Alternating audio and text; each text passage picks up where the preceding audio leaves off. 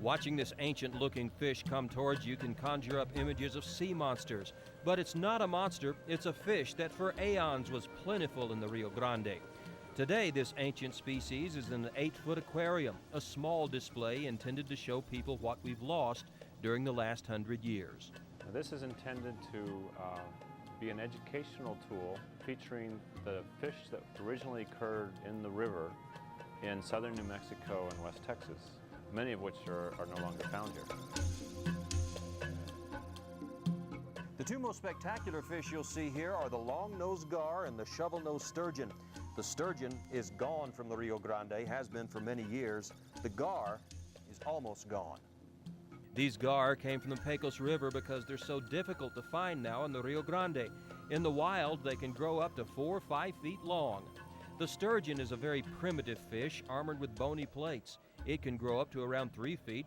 From the bottom, it resembles a small stingray. It's been years since they've been found in the Rio Grande. These came from a hatchery in North Dakota. They're fascinating, prehistoric-looking creatures and just wonderfully evolved for these big, muddy river systems like the Rio Grande and the Mississippi. They're still found in the Mississippi. The aquarium is in the Southwest Environmental Center's new headquarters in Las Cruces, a big place decorated with a huge mural painted by volunteers. The mural shows an idyllic picture of a restored habitat where animals will not go extinct. I think that if we were put our minds to it and some money behind it, that we could restore the river to something that resembles what it used to be. Bixby says these fish are gone because we've mismanaged the river. It's been channelized and dammed, and the water is used for other purposes, meaning the habitat the fish need to survive has been destroyed. In the past 100 years. We haven't paid much attention to the river as a living ecosystem. He hopes the aquarium will help change that, so more of us will see a healthy river with healthy fish as part of a healthy society.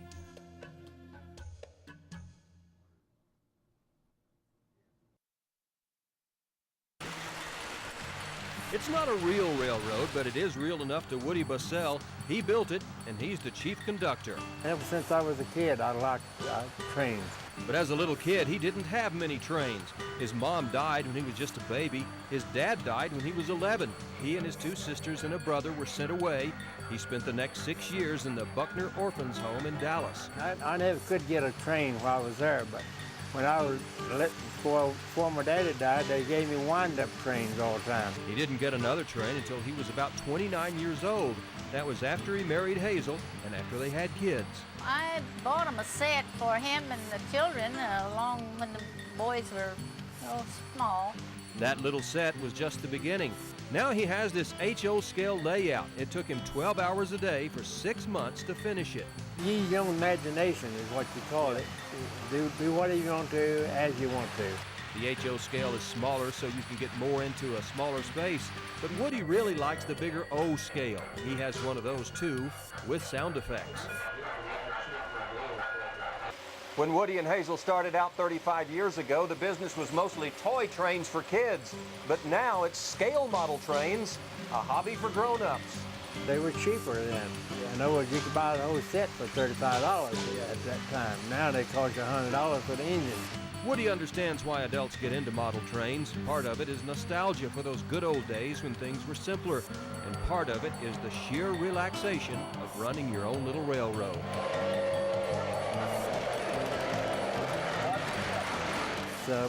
Satisfaction, it's nerve feeling.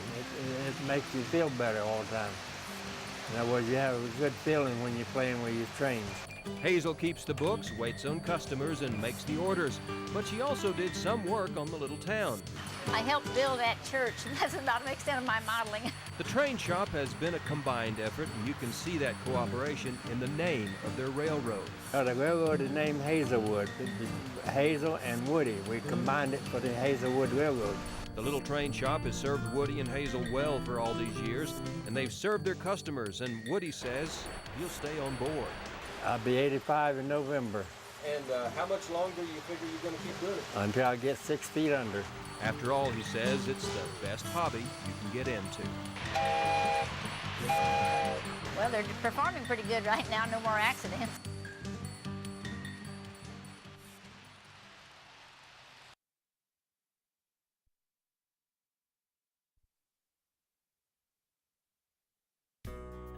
Described as one of the most beautiful and charismatic birds of the Southwest, the Aplomado falcon is coming back.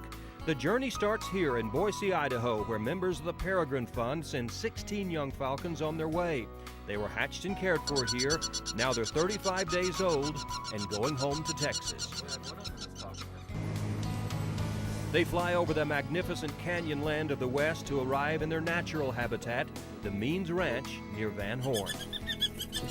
6 of the young falcons have waited inside this big white box for several days to get used to the area, and this is the day they'll be set free.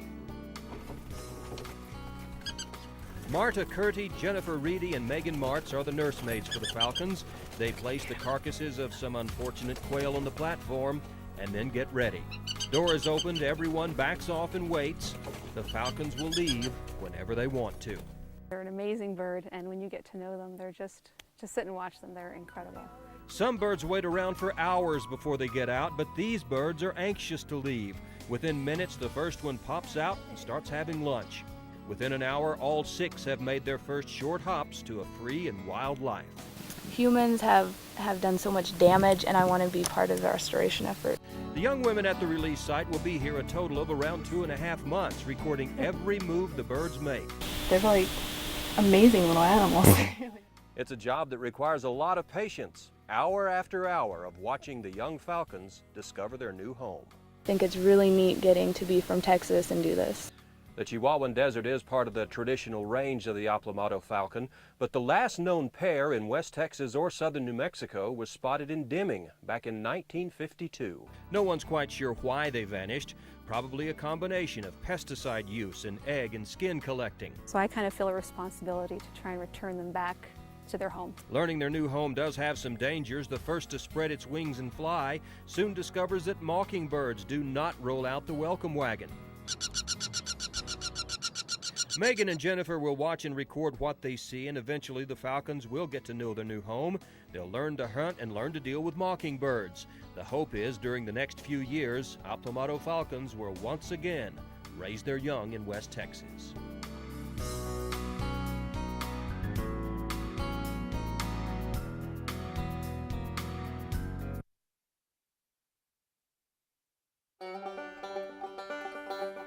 Joy and Gerald Scott have lived in Van Horn since 1993.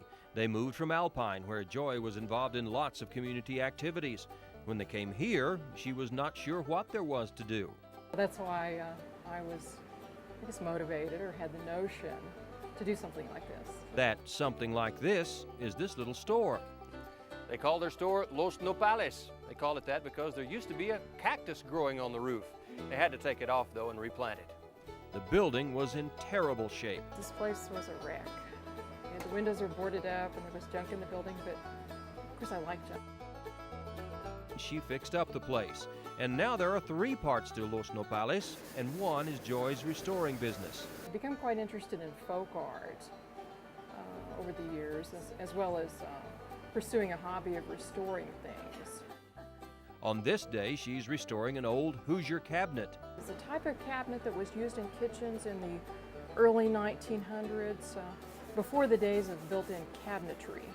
These were like standard in every home because they have a countertop. Joy is interested in old things, and the store she put inside that wrecked building is full of them. I don't sell a darn thing that anybody needs. It's one of those little stores where you can find a little bit of everything, like these metal bowls. They came from the estate of a woman who traveled all around the world. The bowls are probably from Egypt.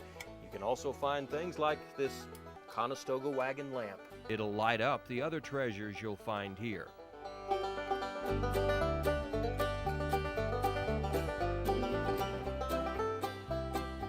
The third part of the enterprise is outside, where she sells plants. There are lots of cacti, and there's also a wheelbarrow full of bachelor buttons, but they're just for decoration, not for sale. And this work makes people happy. There are always plans to do more, but there's no hurry either. Joy likes the pace of life. It gives her time to think, time to do, and time not to do. There's just no hurry. No hurry at all.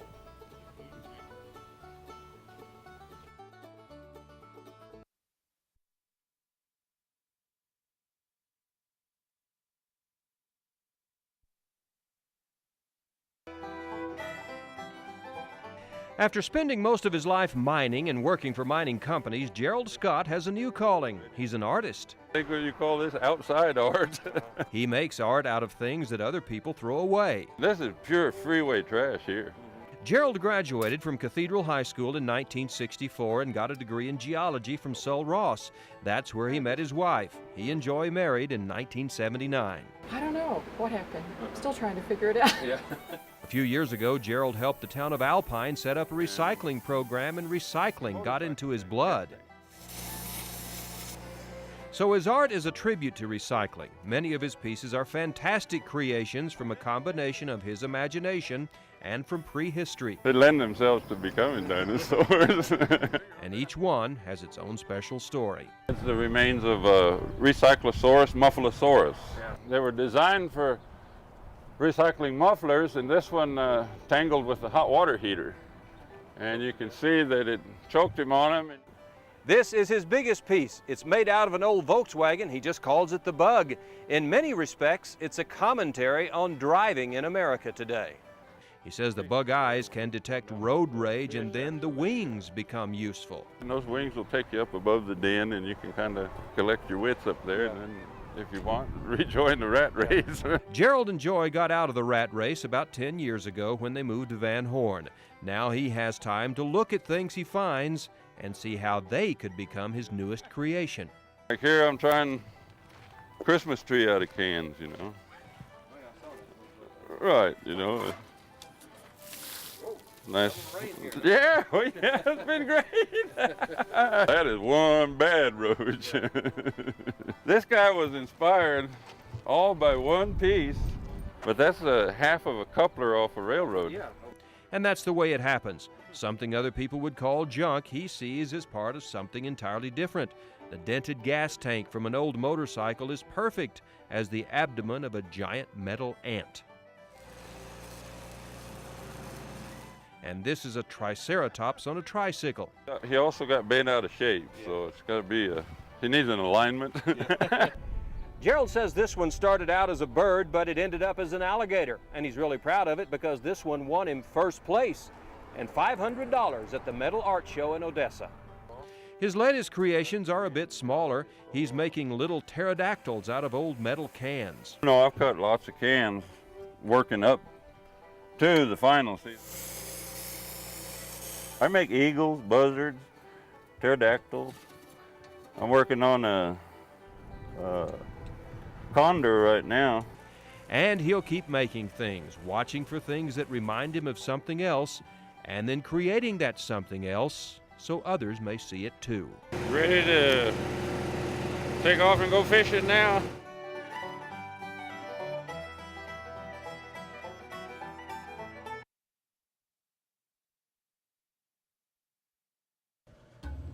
Watching this ancient-looking fish come towards you can conjure up images of sea monsters. But it's not a monster, it's a fish that for aeons was plentiful in the Rio Grande.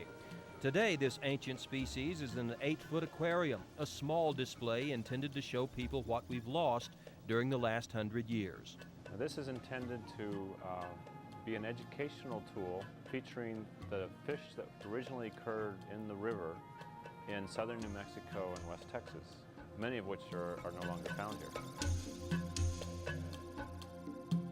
The two most spectacular fish you'll see here are the long-nosed gar and the shovel-nosed sturgeon. The sturgeon is gone from the Rio Grande, has been for many years. The gar is almost gone.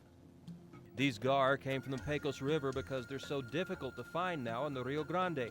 In the wild, they can grow up to 4 or 5 feet long. The sturgeon is a very primitive fish armored with bony plates. It can grow up to around 3 feet. From the bottom, it resembles a small stingray. It's been years since they've been found in the Rio Grande. These came from a hatchery in North Dakota. They're fascinating, prehistoric-looking creatures, and just wonderfully evolved for these big, muddy river systems like the Rio Grande and the Mississippi. They're still found in the Mississippi. The aquarium is in the Southwest Environmental Center's new headquarters in Las Cruces, a big place decorated with a huge mural painted by volunteers. The mural shows an idyllic picture of a restored habitat where animals will not go extinct. I think that if we were put our minds to it and some money behind it, that we could restore the river to something that resembles what it used to be. Bixby says these fish are gone because we've mismanaged the river. It's been channelized and dammed, and the water is used for other purposes, meaning the habitat the fish need to survive has been destroyed. In the past 100 years. We haven't paid much attention to the river as a living ecosystem. He hopes the aquarium will help change that, so more of us will see a healthy river with healthy fish as part of a healthy society.